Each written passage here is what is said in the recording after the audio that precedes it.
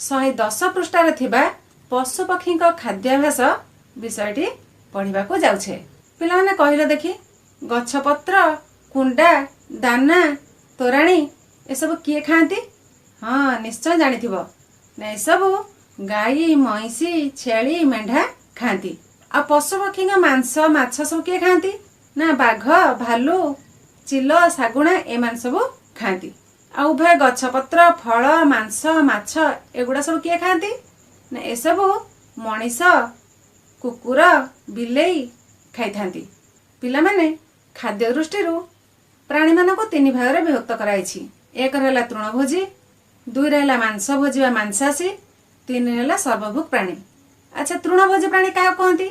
ना जो मैंने तृण खाती, तृण माने घास डालपत्र ये सब जो मैंने खाती तृणभोजी प्राणी कह जाए।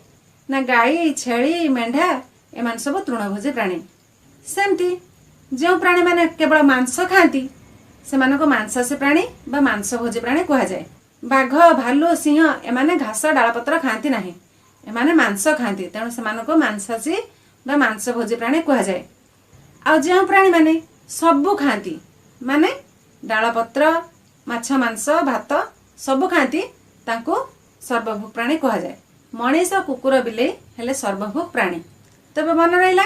अच्छा पिला माने तुम जना जना बहिर 111 पृष्ठारे दुईटी सारणी देछि।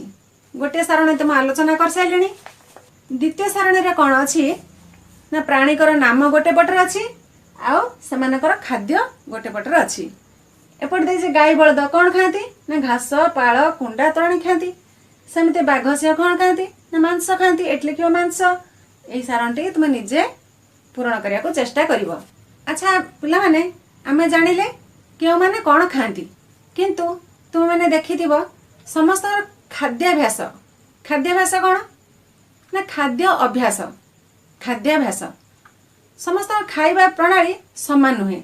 गाई जो भलिया खाए पारा से भलिया खाए नहीं, कि पारा जो भलिया खाए शुआ से भलिया खाए नहीं, कि बाघ जो भलिया खाए गाई से भलिया खाए नहीं।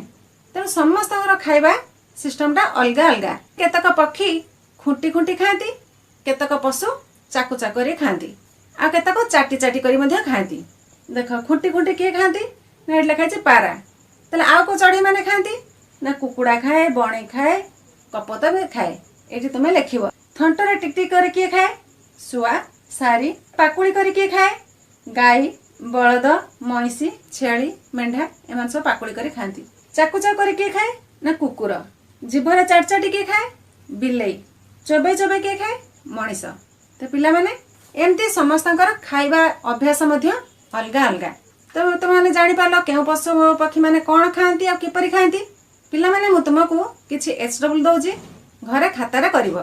तुम पई प्रथम प्रश्नटी हैला खाद्य दृष्टि प्राणी मानक केते भागरे विभक्त करा जायछि ओ कौन कौन। द्वितीय प्रश्नटी हैला तृणभोजी प्राणी काहाकू कहती। दुईटी तृणभोजी प्राणीर नाम लेख। तृतीय प्रश्नटी हैला मांसभोजी प्राणी काहाकू कहा जाए, दुईटी उदाहरण दियो। चतुर्थ प्रश्नटी हैला सर्वभोग प्राणी काहाकू कहा जाए।